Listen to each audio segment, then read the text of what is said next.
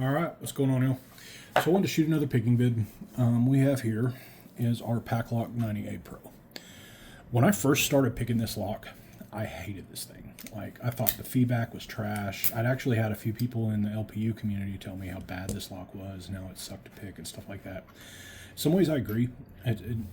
Because when you're first starting out on it, before you really get a feel of what this lock's like, it sucks. It's got this gritty feeling when you're going to set pins. It is really hard in your mind's eye to overcome, you know. But once you kind of work through that and really start working on, you know, refining some of those jiggle test techniques, it's actually kind of fun. I've started to enjoy picking this thing, especially the more I tend to get it open. I don't know, still don't always get this thing open every time. It can be real stubborn.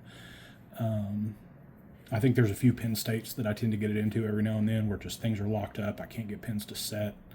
It can be a real pain in the ass. But that said, if we can get a good pick and gut on film, I'm probably going to try to send this off and get a PACLOCK 200K patch. If you guys haven't heard about that, you can pick one of these and send it in PACLOCK, and they'll send you a pretty cool patch, which I think is cool. I think, you know, they support the community, which is great. Not all lock companies do that. A lot of lock companies do not like pickers because we tend to expose their flaws, and they don't take kindly to that. But, you know, I think there's a lot to be said about being humble. I prefer to do my best to stay that way. I don't always do the best job at it, but you know what? I'm a man too, so it is what it is. That said, I prefer to mark my pick off for this lock. I've actually started doing that a lot more lately. Let's see, there's my camera over here. You're basically holding it up to your key, and you know, I actually marked this lock because it's got this, or this key, I mean, because it's got this recess right here. So this tab isn't actually the front of what you're seeing when you're putting your pick in. You're going to see, you know, this edge. So, yeah, you just hold your key and your lock up like that, and you know, hold it to that line, and you can see where your hook would touch that. I'm using Jimmy Long's pick. If I remember right, this is 19,000. It's one of his older sets. I've had these for a couple of years, and I love these picks. If you guys are not using Jimmy Long lock picks, he's been out of stock for a hot minute. From what I hear, he's working on getting some mass production in order. But once he does, if you're not using them, I would highly recommend it. They're fantastic. They're really good quality steel. They're budget friendly. Now, initially, going through pretty much the first set of serrations on this lock, you can just almost go right down the bean row, just like that. And you just set them almost in order. Pin 1 on this lock is really tricky. If you try to set it too early, it'll give you just a real slight click. And it looks like a zero lift on the key. Like that little notch right there is deep. Same thing with number 7, but they're not zero lifts. They've got just a real slight lift to them. I don't know, if they are zero lifts, then maybe I'm losing my head, but I get clicks out of them, and it's like if you ever pick serrated pins, the click you get out of those is like one serration is about what they lift. It's real small, but they do lift. I'm looking for a binder. There's a binder right there. That is 3. We'll click on 3 and 2.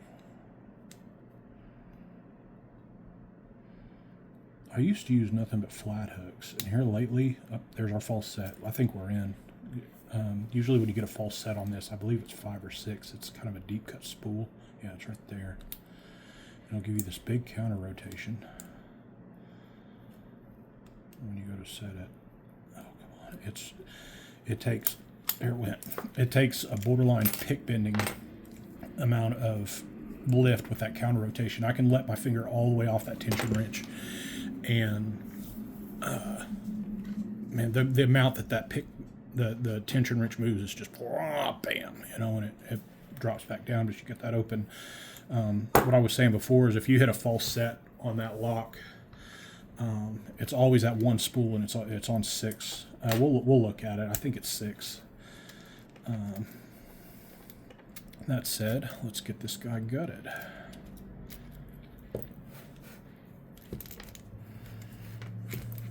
There's our core. That was one of the ball bearings out of the top. I didn't actually mean to drop that, but you know, clumsy and shit. I believe we should probably shim this guy once we get this circlip off of here.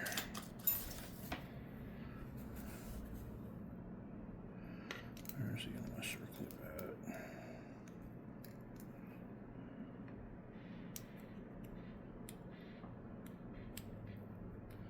Circle clip is on there. Where are you? There's the end of it right there. There it went. Be careful not to 180 this thing because it does have these holes on the bottom, and if you 180 that, it is a bad time and shit will go everywhere. And then you've also got these recesses right here, and so if you're not super careful, you got to turn this thing about right there is where you want it, and then go ahead and shim it, because if you do not and you go to slide this thing out, when you hit these, you'll just go and just drop every pin, and it really sucks. It is not fun.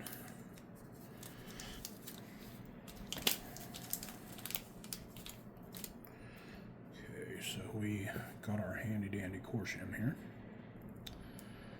I'm gonna be really livid if I get a good pick on this thing and I freaking let it go out of the camera frame. I'd not be a happy guy, so I'll try to do this without doing that.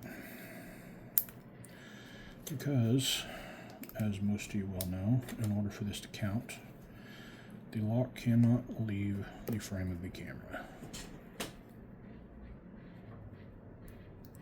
That is so tight, that shim. I'm trying to get that in there. There we go. I think we're in. Okay, and that we're just barely off center right there, like I said, because if you hit that little dovetail groove right there, man, it is messy. Okay. And you've even got to be a little careful not to tip your fucking key pins over. Let me watch where my key pins are at. There they are. There we go. We're in there. Okay, and there's our key pins. You know, I'm looking at that, and those do look like 0 lifts. I wonder how I'm getting that. That's 1 and 7. They do look like 0 lifts right there. We'll put our key in there and see what they look like. Go real slow here. There, yeah. 1 and 7 do look like 0 lifts. They're right at that. But every time I pick this thing, I get just a real slight click out of those. That is nuts. I don't even know how. But, fuck it. It's open. Let's get this out of our way here. There we go. 1, 2, 3, 4, 5. Oh, I should have used the other side of my tray. We don't have enough slots. We're going to move these over. 7's still in there. Yeah, let's fix that. It would have helped if Dingus over here had counted the number of slots before he started dumping pins. 1, 2, 3, 4, 5, 6. Over here like 1 tubby. Alright. And 7. There we go. That is our cylinder. Okay. Now, where's my... That recess right there is going to be pin 1. So we will very slowly let that guy come out of there. Try not to lose a pin or a spring. Where are my tweezers at? That is serrated. Oh, that about went flying. I went too fast. There's number 2. That is serrated. Probably gonna have to. I've got my headlamp over here, as I mentioned in some of my other picking videos. My close range vision is not what it used to be. There's 3. Put my finger over that just in case. I'd be really mad if I shoot a pin out through one of those holes in the top and it just bounce across the floor. I'd be a mad dude. 4, 5. And we will make make sure as soon as I get done here to get a real good close-up of these pins so you guys can see what we're working with here. There's number 6, and that spring actually came out on that one. None of the other ones have shot the spring out. But number 6 right there, he's gung-ho. He's ready to get the fuck out of there. Yeah, there it went. It's right there. There was the pin, the spring off 6.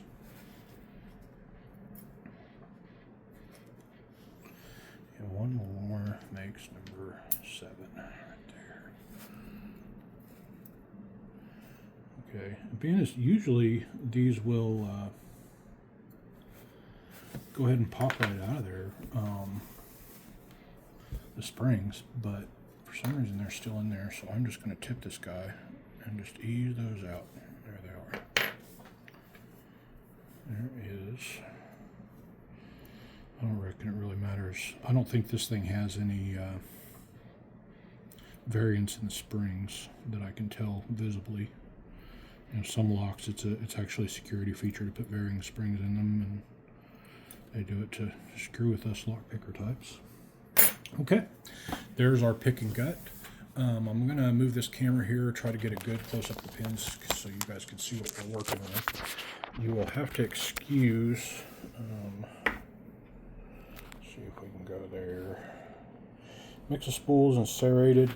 This guy right there is that big counter setting spool that was on 6, and for as small as those look, man, it amazes me how much counter rotation I get out of that. It's really strange, but PACLOCK 98 Pro, it's a good fun pick. If you guys have never picked this lock, like I said, I strongly suggest you try it because I really learned a lot from it. It really makes you perfect that jiggle test. And on that note, I will end this video there. Nothing but love, guys. Happy picking and peace out.